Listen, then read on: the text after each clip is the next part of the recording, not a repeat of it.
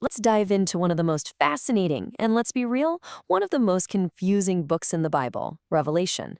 We're going to zero in on all those mysterious numbers and crack the code. So, right off the bat, here's where a lot of people get tripped up.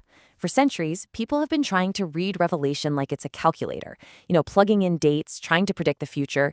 But that approach, it almost always ends in confusion because it completely misses the point. This book was never meant to be a math problem. Instead, I want you to think about it like this. The numbers in Revelation are codes. They work a lot like how we use emojis today. A single heart emoji isn't just a shape, right? It can mean love or thanks or I'm thinking of you. It's packed with meaning. In the same way, every number in Revelation is a symbol, loaded with layers of meaning.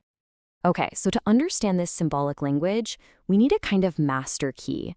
So let's start with the foundational numbers, the ones that unlock the meaning of all the others. It all starts right here, with the number 1. This is the absolute ground zero for the entire symbolic system, not just in Revelation, but really throughout the whole Bible.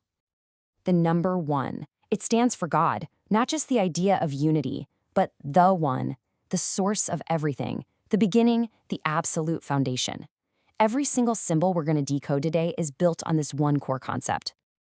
All right, let's move on to our next foundational number, 6. Now, its meaning is tied directly to the creation story, right back in Genesis. 6 is the number for humanity. Why? Because we were created on the 6th day. It represents us, humanity, as something beautiful and incredibly valuable, but also, and this is key, as fundamentally incomplete on our own. This idea is crucial for understanding a number like 666. It's not just some spooky evil number. It's the symbol for humanity at its peak rebellion, humanity trying, and always failing, to be its own god. Our last foundational number is 2. And this one is so cool because it has this powerful legal and historical weight that John's first readers would have instantly understood. See, in both Jewish and Roman law, to establish something as true in court, you needed the testimony of 2 witnesses. It was the gold standard. So when you see the number 2 in Revelation, it's a code for a testimony that cannot be denied. It means this is confirmed truth. It's a fact that is legally binding. The 2 witnesses in Revelation, they're proclaiming a truth that is undeniable. Okay, so we've got our foundational codes. Now, let's see what happens when we start putting them together. This is how we get to one of the most important numbers in the entire book, the number of perfection, where heaven finally meets earth. 7.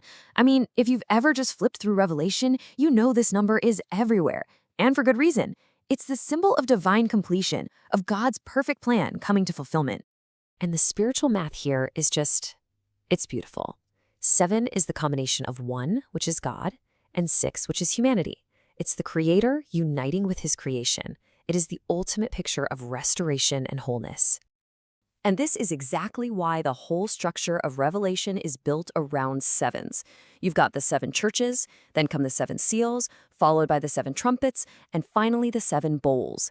Each set of 7 is another step, another phase of God bringing His perfect plan to its complete and final conclusion. So if 7 is perfection, what happens when you cut it in half?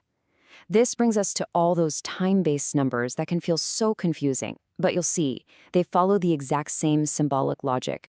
You'll see this number, 3.5, or a period of 3.5 years, pop up over and over again. Now, this isn't a literal countdown clock. No, it's a symbol. 3.5 is simply half of 7. That's it. So if 7 is God's complete plan, then 3.5 represents an incomplete time. It's a temporary season of trial, of testing. It's basically a message from God saying, hey, we're in the middle of the story right now, but trust me, this isn't the final chapter. And this is where it gets incredibly cool. Revelation takes that exact same period of incomplete time and describes it in 2 totally different ways. Why? To reveal a profound truth about who is really in control. Get ready, this is the big aha moment. Okay, look at this. 42 months and 1,260 days are both the exact same length of time, 3.5 years. But in Revelation, they mean opposite things. When the beast, or worldly power, seems to be in charge, the time is described as 42 months, Why months? Because months were measured by the moon, a symbol of changing, unstable earthly authority. But when God's people are being protected during that very same period, the time is described as 1260 days. Why days? Because days were measured by the sun, a symbol of God's divine, constant, unwavering light and control. It's the same season, but it's a question of who you see as the ruler. And that's the key that unlocks everything. Revelation is speaking in codes, not giving us counts. These numbers are telling a story about a spiritual reality, not handing us a calendar to predict future events. So that brings us to the big question. Why? Why not just say all this plainly? Well, the purpose of this symbolic language wasn't to confuse people.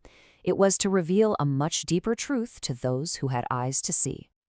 So let's look at our final code book. It's a language, plain and simple. 1 means God, 6 means humanity, 7 is perfection, and maybe most powerfully, 42 months means the world seems to be in control, but for those exact same 1260 days, God is actually in control. And that right there is the ultimate takeaway. The numbers are not about us trying to figure out God's cosmic schedule. They are a powerful, repeated promise that no matter how chaotic things look on the surface, God is sovereign. He controls the grand timeline, He controls the nations, and yes, He controls your story.